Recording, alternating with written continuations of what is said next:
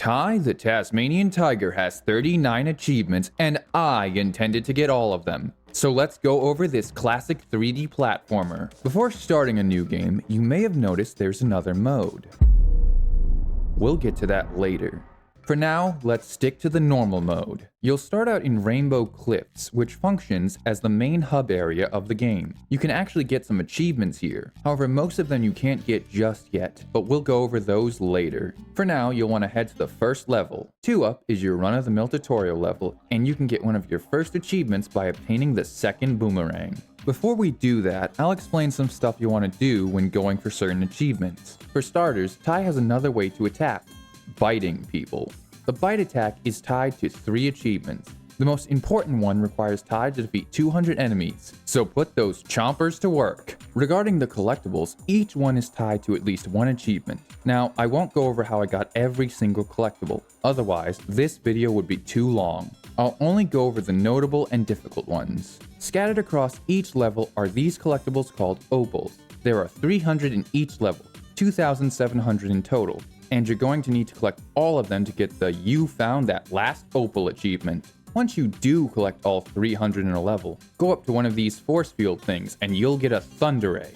Oh right, Thunder Eggs! These unique collectibles are the most important if you want to progress through the game. There are 8 in each level. On our way down, we encountered one of Ty's friends, a Bilby. Each level has 5 Bilbies in them, and if you save all of them, you get a Thunder Egg. You'll want to rescue all of them for the Find All the Bilbies achievement. Now I know what you're thinking. If Ty's friend had a VPN, he might not have been caught by Boss Cass.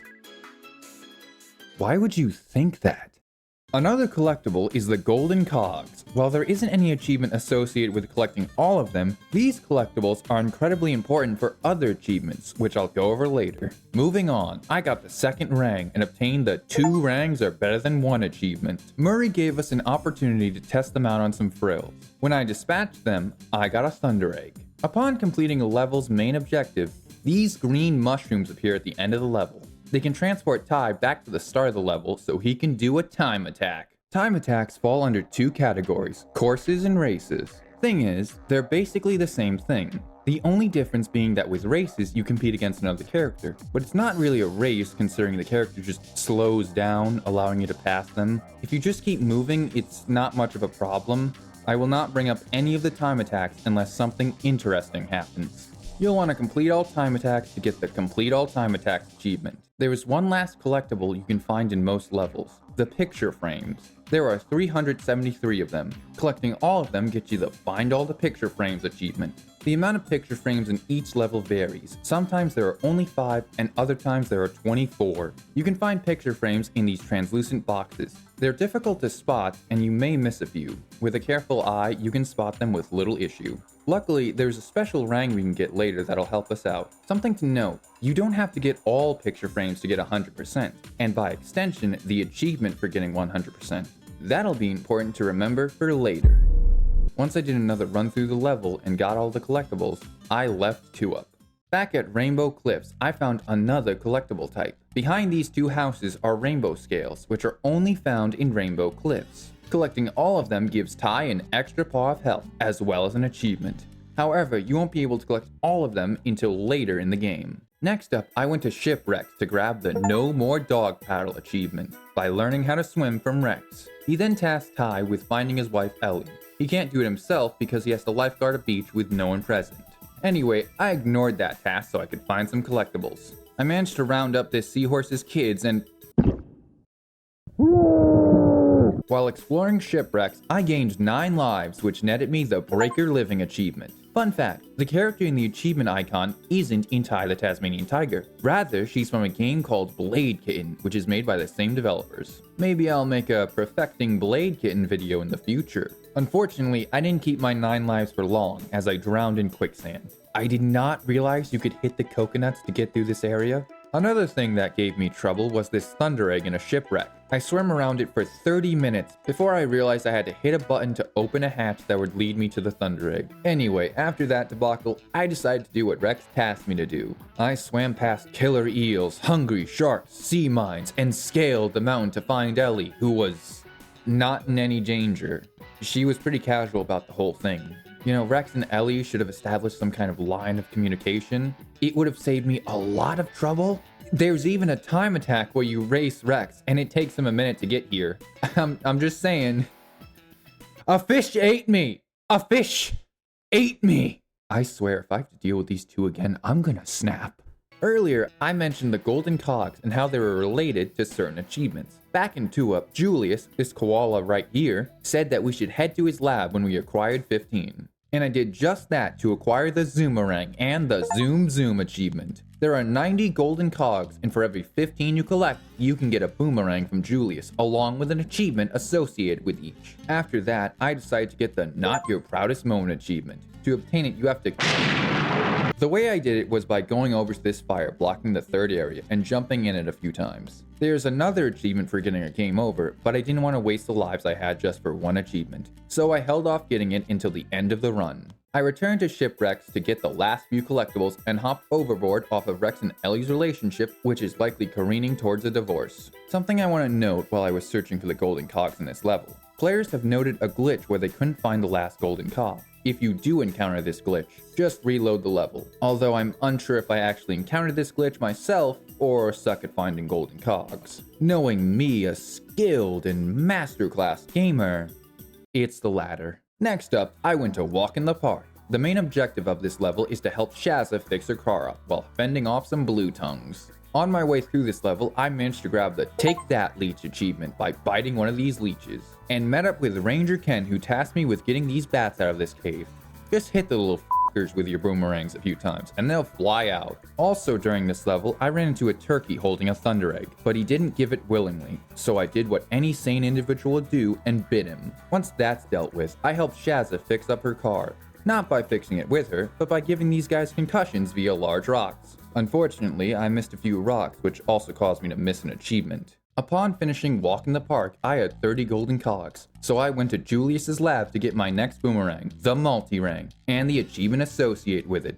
Throw, throw, throw, throw, throw. Since I completed Walk in the Park, I returned to Blee Blee Station to face the area's boss. I won't lie, the bull gave me a lot of trouble and I lost a few lives. To beat the bull, you have to trick it into ramming itself on these rock pillars. He'll try to charge at Ty and stomp the ground, creating shockwaves. The best strategy I can give is to pick a pillar and position Ty a good distance between it and the bull. Once he's down, I got the talisman and the achievement, That's Using Your Head. And Julius gave me the Flamerang, which is tied to 5 achievements. Similar to the Bite achievement, the Flamerangs also have an achievement where you must defeat 100 enemies with them. Before going to the next set of levels, I'd recommend returning to Walk in the Park to get 2 different achievements.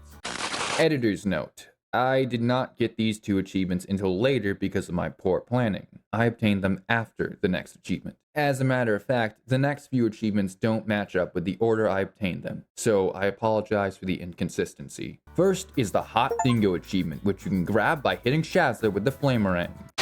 Note, do not hit a person with a flaming boomerang. You will not get an achievement. Then, if you complete Shazza's mission and manage to hit all 10 blue tongues without missing, you can get the Blue Tongue Bash achievement. Moving on, with the means to commit arson in hand, I can smash the ice blocking the way and enter the next few levels, but not before noticing a mysterious figure watching Ty. But he was gone before Ty spotted who it was. I arrived in Bridge on the River Ty and gave my new Flamerangs a test by using them on these cricket bat enemies. By defeating 50 of these enemies, I got the Ashes achievement. The main objective of this level is to guide Dennis to his home. Unfortunately, Dennis here is afraid of the dark and won't go forward unless you light the way with your Flamerang.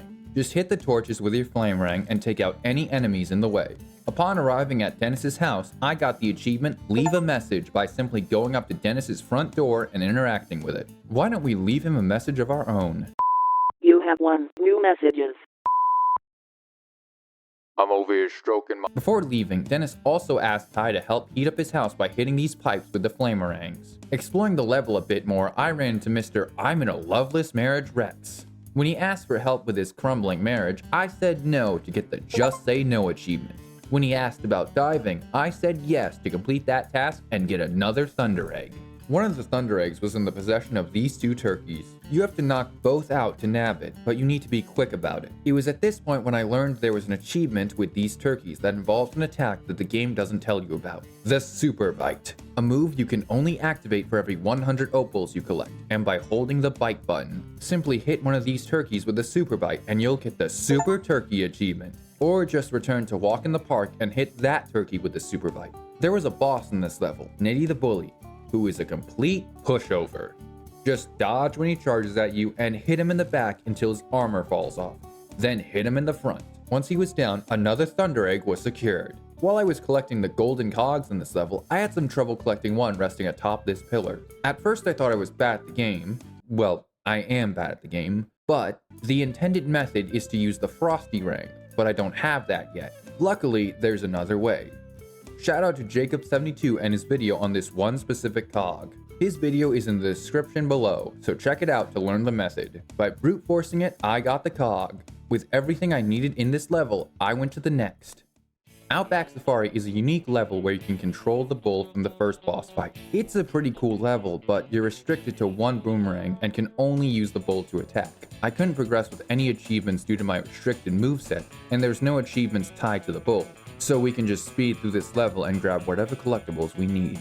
I'm especially glad there are no picture frames in this level, so there's no need to worry about searching every nook and cranny for an invisible box. Despite the name of the level, there was plenty to worry about in Snow Worries, such as the main objective of it, finding Sheila's 8 kids. They can be found in the first half of the level in snow piles. While in this level, I managed to get both the nice and toasty and what big teeth you have achievements. In fact, this level has respawning enemies and you can progress both achievements by beating them down. Despite grabbing everything I could, the picture frames felt impossible to find. They were the most obnoxious collectible to find, and I wasn't finding any fun searching for these. So I quit out of the level and decided it would be better to focus on other achievements, such as the achievements related to the Golden Cog boomerangs, the Infarang and the Megarang. Let me tell you something. The Infarang is amazing. By using the zoom in, you can actually spot the invisible crates. In addition to that, the boomerang makes a noise whenever you're close to one of these boxes.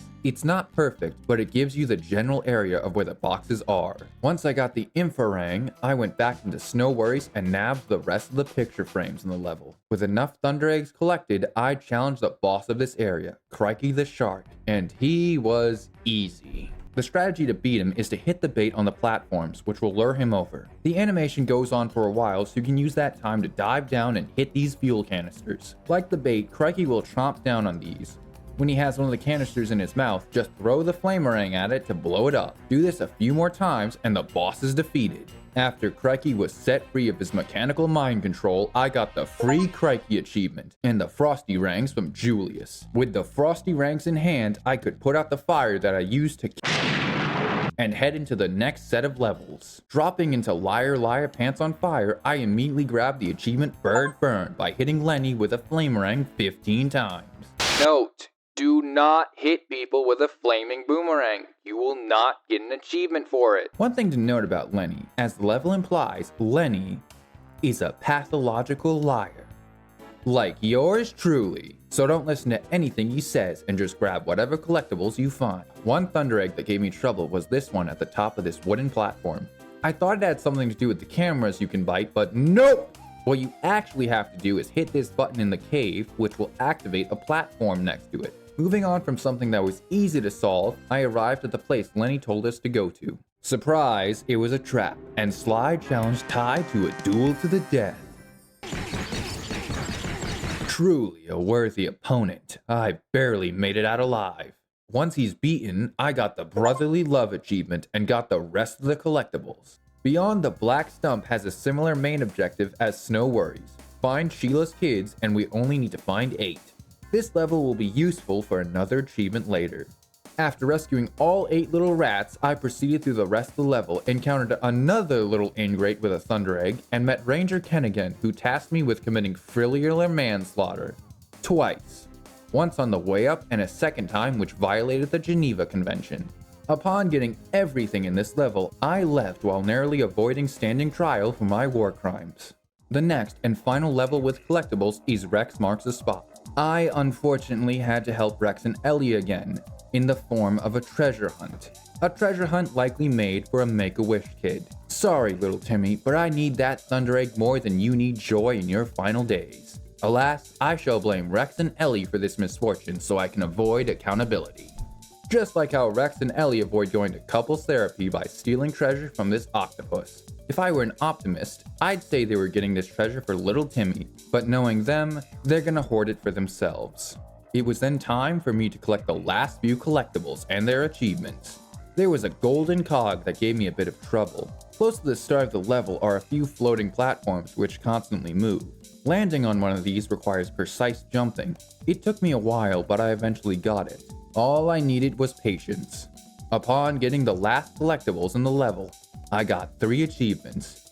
You found that last opal, find all the bilbies, and complete all time attacks. With those levels completed, I moved on to this area's boss, Fluffy. This boss is more difficult than the previous bosses due to it having 3 phases. I died a couple times to this Yeti. This big old Yeti needs to be burned. Using the Flamerang, I burned off his fur. You have to aim for his arms, legs, and torso, revealing it's actually a robot. It's nothing new to me, that's how most of my dates go.